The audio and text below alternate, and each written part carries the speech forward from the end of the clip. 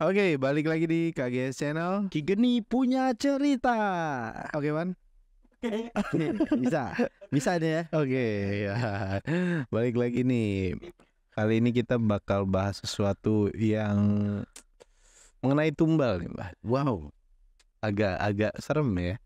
Enggak sih sebenarnya bagi gua sih enggak. Oh iya. Bahkan itu sesuatu yang harus di saat ritual harus menggunakan tumbal ataupun pertukaran, di mana nantinya ini tidak ada efek samping ke kita lagi gitu. Oh, nggak ada efek balik ya? Ya. Oke. Nah, ini kali ini kita membahas tentang tumbal proyek nih, Mbak. Waduh. Ya, kalau bercerita tumbal proyek, kayaknya aku pernah cerita juga di salah satu artikel media koran online. Oke ya. Ini sangat menarik, bahkan bisa tembus view-nya itu banyak banget. Oh iya. Karena banyak orang yang penasaran dengan namanya tumbal. Gitu. Tumbal gitu ya. Ya, tumbal dalam suatu pembangunan ya. Nah iya ini tuh. Nah ini jenis tumbal apa aja sih biasanya yang dipilih tuh buat sesuatu ritual atau pembangunan tuh yang paling efektif ya?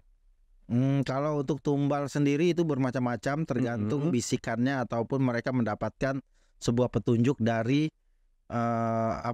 penghuni ataupun penguasa yang ada di sekitar situ, ataupun memang dia sudah menyiapkan ritualnya nih. Oke. Untuk ritual dia ini apa nih? Biasanya ada dari jenis kerbau, sapi, seperti kambing, ayam cemani. Ada yang pakai ayam kampung biasa, ada juga yang menggunakan bahkan ada yang sangat ekstrim. Iya. Dan itu kita takut juga kasih taunya ya. Di zaman-zaman dulu itu emang orang sih. Tumbal manusia. Ya, pertumbalan manusianya itu menggunakan orang yang dianggap orang ini akan nantinya berada di sana sebagai perwakilan roh suci. Oh gitu. Ada nggak sih kriteria tertentu nih untuk tumbal manusia itu, Mbak? Atau kayak ada misalkan dia harus kayak gini nih, dia harus ini nih, atau kalau untuk pesugihan ataupun untuk kalau permintaan seorang manusia kepada siluman itu bahkan akan dimintanya orang yang disayangi. Orang yang disayangi? Iya, menjadi sebagai tumbal. Kalau gitu. zaman dulu untuk monumen atau mereka membuat sebuah patung besar itu ataupun membuat jembatan, ya mereka meminta roh-roh yang suci, jadi orang-orang yang pilihan lah, yang dipilih, yang udah dipilih, ditunjuk, oh ini cocok nih untuk jadi tumbal. Ataupun dari pekerja-pekerja ini yang ditumbalkan. Iya, karena kan kita sering dengar ya cerita-cerita tuh kayak tumbal proyek, pekerja yang dijadikan tumbal di saat proses pembangunan suatu gedung atau jembatan atau apalah itu tuh. Ya, jadi itu zaman dulu. Jadi zaman dulu itu emang orang masih percaya dengan hal-hal animisme, yang percaya dengan bukan kebudayaan ya. Ini lebih dibilang dari syarat dari paranormalnya. Mereka dikasih petunjuk bahwa ini harus ada tumbal, harus ada pertukaran roh di sini, agar nantinya bangunan ini tidak diganggu oleh makhluk-makhluk yang ada di sini. Dan tanpa mereka ketahui bahwa tumbal ini akan terus-menerus diminta di waktu-waktu tertentu. Ada yang setiap tahunnya, ada yang ada per berapa puluh tahun gitu. Jadi nantinya yang akan terjadi itu mereka mengambil tumbal sendiri di sana. Berkelanjutan. Jadi sifat tumbal itu pasti berkelanjutan. Nah, wah. Kalau untuk mutus itu maksudnya mutus itu sendiri gimana, Bang? Mutus tumbal itu sendiri? Kalau untuk mutus sumpah dari tumbal itu sendiri biasanya ada ritual tertentu yang akan dilakukan, dan untuk bernegosiasi sih, lebih bernegosiasi dengan makhluk yang, atau emang berperang dengan makhluk astralnya. Berperang merajam si makhluk tadi. Jadi emang kalau dibilang di banyak juga di daerah-daerah tertentu melakukan acara-acara besar, upacara adat yang memang mereka itu menggunakan tumbal ataupun sesajinya kepala kerbau ataupun sapi. Iya. Nah, seperti larung saji itu biasa dilakukan oleh nelayan-nelayan sebagai mengucap rasa syukur. Sebenarnya Kalau filosofinya lebih ke arah untuk keselamatan mereka. Oke. Jadi si kepala kerbau ataupun sapi ini akan ditancapkan batang gede di tengah laut dan itu akan digantungkan di tengahnya. Oh iya, Tapi seiring waktu berjalan semuanya dilarung. hilang ya. Ya agar dimakan sama ikan. Oke. Nah, jadi lebih masuknya agama ke Indonesia dulu itu sempat bisa ngerubah baiknya tadi. Nah, ada nggak sih maksudnya efek kalau misalkan kita tidak memenuhi tumbal itu tersendiri tuh? Efek yang terjadi itu apa tuh kira-kira tuh? Nah, kalau untuk tumbal dengan perjanjian yang ditentukannya tidak baik, ataupun gini, dia misalnya menggunakan kepala kerbau, 3 kepala kerbau untuk di satu perusahaan ataupun pabrik besar misalnya. Itu biasanya kalau dia tidak menepati pada waktu yang sudah ditentukan, tidak melakukan upacara itu tadi, itu bisa aja terjadi kecelakaan kerja. Ya. Yang mengakibatkan itu bakal jadi tumbal itu tersendiri gak sih? Iya, jadi tumbalnya, jadi pertukarannya. Ada yang kecelakaan kerja sampai meninggal, ataupun ada pertumpahan darah di sana. Iya, agak serem ya. Bisa kecelakaan kelalaian ataupun bisa jadi perkelahian. Akhirnya menumpahkan darah di sana karena emang udah ada perjanjian darah di sana. Makanya kalau emang belum, mendingan pakai yang aman-aman aja. Jangan sampai ada pertumbalan. Ya kalau kelasnya sebenarnya kelasnya ayam cemani cukup lah gitu. Tapi pernah dengar nih, di saat kita memberikan tumbal ya, maksudnya kayak awalnya tuh dia minta ayam, terus tiba-tiba naik ke kambing, naik ke sapi, ya ke kerbau. Nah sampai akhirnya meminta tumbal manusia. Itu apakah itu benar tumbal? Biasanya ada dari serba salah ya kita memanjakan bangsa mereka ini. Karena bangsa-bangsa ini jadi bangsat ya gitu. Karena mintanya bertambah, Ngelunjak ya. ngelunjak. Mau nggak mau ya memang harus ketemu orang yang tepat. Kita makanya gunakan yang aman-aman aja lah. Jadi harus menemukan orang yang tepat. Ibarat kata praktisi tepat untuk menekan agar tumbal ini nggak berlebihan lah. Berlebihan dan tidak meminta yang lebih dari itu. Dari itu ya. Karena takutnya kan udah dikasih ayam, mintanya kambing. Udah kasih kambing, terus minta kambingnya kambing kendit. Kambing kendit itu yang putih tengahnya, kelingkar gitu. Terus ada juga sapi, kerbau, ujung-ujung naik lagi, apa lagi nih dinosaurus ya tadi ya. Sulit dong itu nyari ya. Dinosaurus. Oke. Jadi kalau dari dulu sih sebenarnya yang ke arah budaya dan tradisi itu lebih ke arahnya lebih kayak sedekahan. Oh, rasa syukur ya. Kayak rasa syukur, mereka motong kerbau, dagingnya dimakan rame-rame, dimasak gitu. Nah tapi ada juga memang praktisi black magic yang dari zaman dahulu. Itu tuh mereka itu mendoktrin si yang punya pabrik ini ataupun bangunan ini tadi, ngedoktrinnya ini adalah tumbalnya. Gitu. Jadi kamu jadi kamu harus persembahkan ini setiap satu suro ataupun waktu-waktu tertentu gitu. Yang mengakibatkan kalau kita nggak mengikuti akan terjadi kecelakaan kerja itu. Nah itu, jadi lama kelamaan ini berdampak negatif yang ujung-ujungnya minta tumbal, minta apa. Makanya ya tetap kita di tempat usaha ataupun pabrik itu tetap buat jaga keselamatan bersama. Iya. Dan terus ya yang baik-baik aja lah, jangan aman-aman, jangan macam-macam, jangan aneh-aneh. Kalaupun udah siap dengan apa resikonya, nah baru silakan gunakan. Karena hasilnya juga nggak main-main. Oh iya. Hasil juga nggak main-main. Bahkan banyak aku ketemu beberapa klien yang perusahaannya ini sudah turun menurun.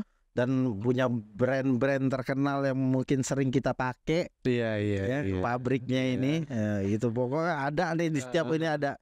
Dan dia ini turun dinasti, jadi dari bapaknya, kakek turun ke bapaknya turun ke anaknya, jadi turun menurun. Jadi ini nggak pernah tahu yang anaknya ini perjanjian kakeknya seperti apa. Cuman melanjutkan aja. Iya, jadi di tempat kerjanya ini pasti ada salah satu ruangan dijadikan tempat altar ataupun tempat sembahyang. Ada nggak sih pengalaman tersendiri nih dari kayak gini sendiri nih? Buat mengalami atau melakukan praktek itu tersendiri tuh? Kalau ngalamin ya, banyakan dari yang tadi, yang kayak tadi, terus turun menurun dinasti. Jadi akhirnya dia karena dia nggak sempat diajarin, keburu bapaknya meninggal tanpa dia ketahui bahwa ada ini. Akhirnya dia nanya nih, banyak kejadian. Ada yang meninggal 2 orang dalam waktu 1 bulan. Akhirnya dia konsultasi, bertanya kenapa seperti ini. Terus begitu kita lihat secara batin, ternyata saya melihat ada tempat yang memang di situ tempat memuja. Nah, di saat itu saya diundang langsung ke daerah Jawa Timur, Surabaya, dan datang ke sana, salah satu pabrik brand ternama. Akhirnya kita komunikasi, interaksi, ritual apa semuanya nyambung lah di situ, bahwa di situ sering setiap tahunnya itu harus ada pemotongan kerbau. Jadi kepala kerbau itu nantinya akan ditanam di tengah-tengah. Wajib. Itu perjanjian yang dibuat sebelumnya. Ya, karena anaknya termasuk ya masih muda, masih 30-an, yang cara berpikirnya itu bisnis mah gak gini katanya. Udah modern lah. Udah modern, kita butuh pasarnya seperti ini, kita konsumen seperti ini, brandingnya seperti ini. Yang pada akhirnya dia melupakan cara tradisi sumpah dari kakek leluhurnya ini tadi. Nah, dengan sumpah ini sebenarnya ini bisa berfaktor negatif. Kenapa? Karena di saat sumpah ini tidak dijalankan, perjanjian ini tidak dijalankan, akan memakan korban bisa jadi manusia. Karena kelalaian itu sendiri ya. Tapi di saat dia membuat sebuah upacara yang sama dengan apa yang diajarkan di awalnya, nah ini bisa jadi usahanya itu berkembang karena dibantu juga dengan aura di sekitar, terus penguasa yang tadi, dan dia memproteksi juga karena sifatnya kepala kerbau kan kita tahu filosofinya bahwa ini ada sebuah pertahanan, proteksi, kekebalan. Jadi dia nggak akan runtuh diserang sama kompetitor. Terus dia juga bisa namanya darah, tulang, kotoran itu pasti disukai sama bangsa jin karena kesepakatan di awal mereka bersekutu dengan itu. Jadi mau dilanjutkan atau diputus kontraknya. Ada nggak sih cara alternatif lain nih selain melakukan persembahan itu ya, yang efektivitasnya itu sama dengan kita memberikan tumbal? Alternatif lain ada caranya? Alternatif lain yang lebih aman ya.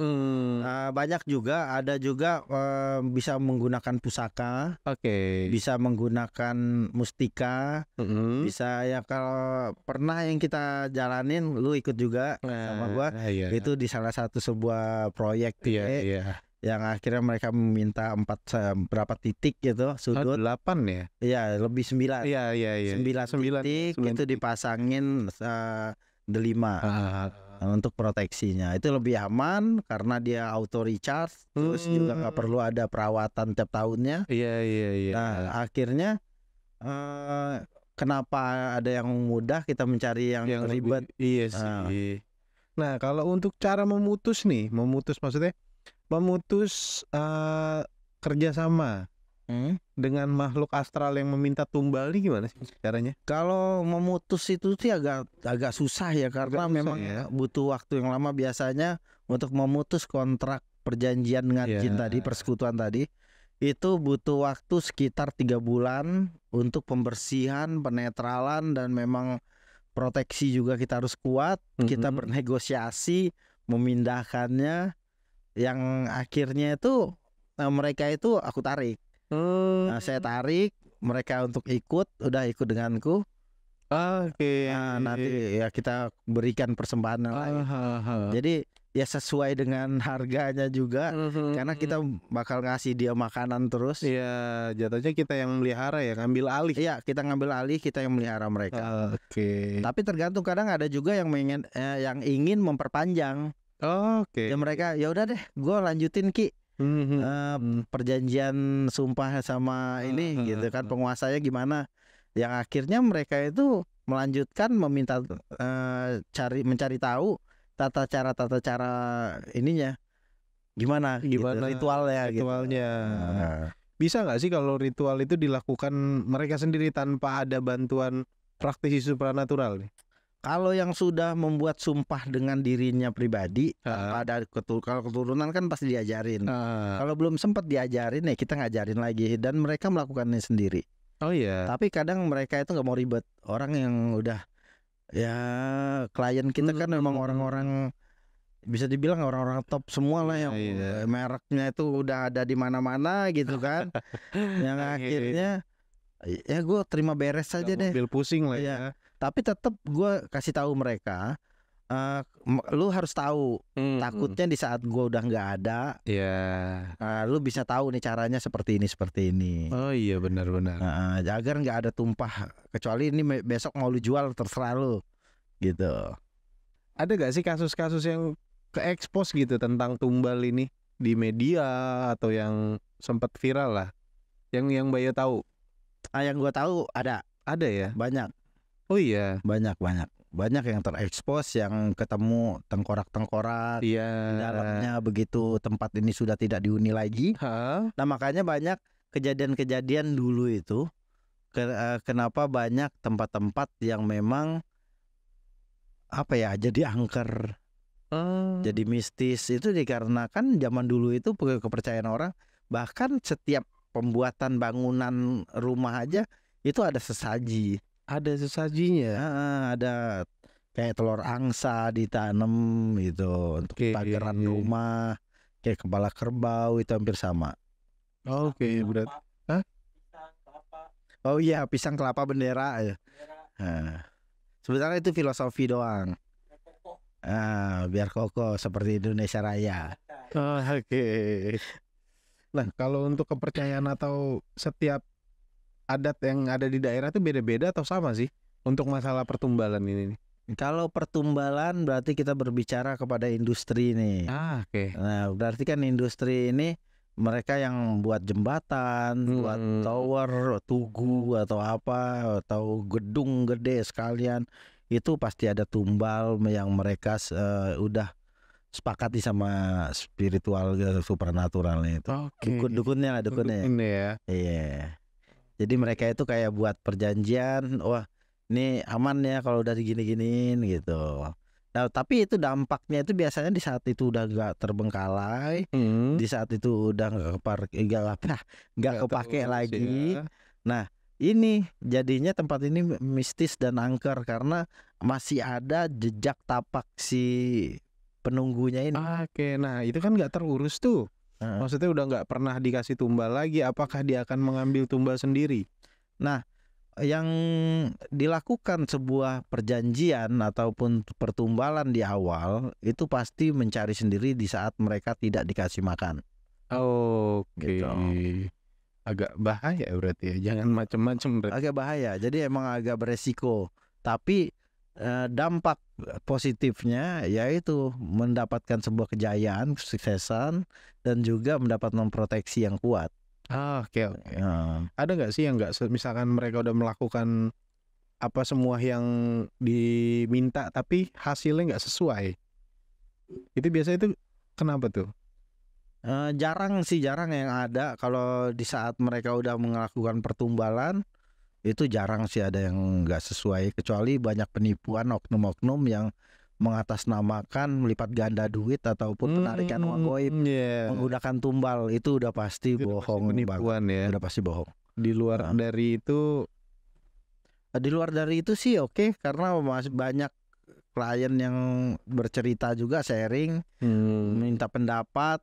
Dan aku tanya gimana hasilnya setelah kakek bapakmu dulu pakai tumbal. Oh bagus, emang berjalan dengan ini gitu loh. Tapi kan nggak semuanya kita balik ke tumbal juga. Kita ngikutin pasar. Makanya yang aku ketemu dulu itu sempat salah satunya ini, mereka anaknya cerdas. Dia mempelajari bisnis juga kan, emang sekolah di bidang bisnis. Yang akhirnya dia bilang nggak perlu lah kayaknya pakai gini. Nggak percaya lah. Iya, gue yang penting gue baca pasar, gue branding cukup, kebutuhan mereka ini, gue harusnya ujung-ujungnya mentok. Mentok. Kenapa ya bisa mentok dan terus banyak kecelakaan kerja gini gitu loh. Karena kelalaian itu sendiri. Nah, ya jalannya mulus, cuman kan pasti ada pertukaran. Benar. Makanya hoki itu kan emang kalau bisa dibilang harus sesuai. Harus sesuai dengan apa yang kita keluarkan tadi, kita serahkan ke mereka. Itu jalur instan. Iya sih, baliknya juga bakal nggak mengecewakan lah ya. Kalau yang mereka menggunakan hasil bumi seperti minyak, seperti yang lain-lainnya, ataupun apa ya bisa dibilang ya dari hasil bumi kayak dari laut gitu ya kan, ya mungkin mereka melakukan sedekah laut, sedekah bumi, pengeboran minyak, mereka bersembahkan kepada kalau di dalam itu tuh ada namanya dewa tanah, dewa air, dewa bumi. Nah, mereka cuma persembahan untuk situ aja gitu. Nggak lebih ya. Nggak lebih. Jadi kalaupun mau lebihnya itu personal. Balik ke urusan masing-masing. Ya. Lu kesepakatannya sama jin yang mana gitu kan. Oke. Nah, ini terakhir nih pesan-pesannya nih. Apapun yang didapatkan dengan cara instan pasti akan hilang juga dengan cara instan. Jadi tetap kembali lagi bagaimana kita melakukan sebuah kesepakatan, kita tahu dampaknya seperti apa, dan kita harus siap dengan resiko apapun itu kalau kita melanggar kesepakatan. Oke, terima konsekuensinya ya berarti ya kalau melanggar. Oke, sampai sini untuk episode kali ini. Tentunya kedepannya kita bakal ada episode-episode yang lebih pembahasan yang lebih seru ya. Nah, tapi kita butuh juga komentar dari kalian, masukan dari kalian, dan juga kalau ada cerita-cerita horor mistis boleh masuk, ataupun kalian mau datang langsung ke studio boleh setiap hari Minggu, atau DM admin dulu sama chatting admin. Bisa. Oke, sampai jumpa di episode selanjutnya KGS Channel. KGS punya cerita.